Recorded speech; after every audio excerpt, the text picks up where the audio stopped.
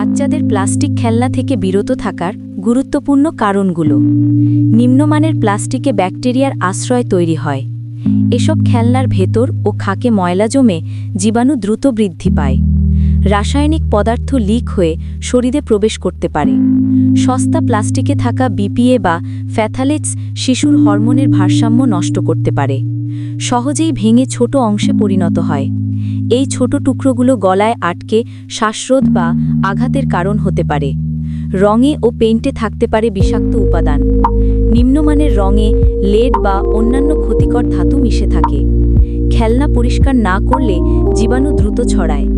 নিয়মিত সাবান ও গরম পানিতে ধোয়া না হলে সংক্রমণের আশঙ্কা বেড়ে যায়। অনলাইন বা ফুটপাথের অচেনা ব্র্যান্ডের খেলনা ঝুঁকিপূর্ণ। নিরাপত্তা মান যাচাই ছাড়া এসব খেলনা কিনলে বিপদ হতে পারে। নিরাপত্তা লেবেল বা সার্টিফিকেট না থাকলে সন্দেহ করুন। আইএসও বা মান নিয়ন্ত্রণ চিহ্ন না থাকলে ব্যবহার থেকে বিরত থাকুন।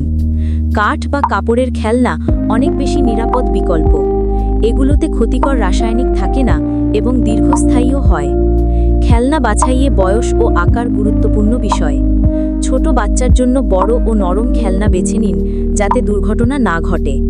সন্দেহজনক খেলনা তৎক্ষণাৎ আলাদা করে ফেলুন। প্রয়োজনে চিকিৎসকের পরামর্শ নিন এবং ভবিষ্যতে নিরাপদ পণ্য বেছে নিন।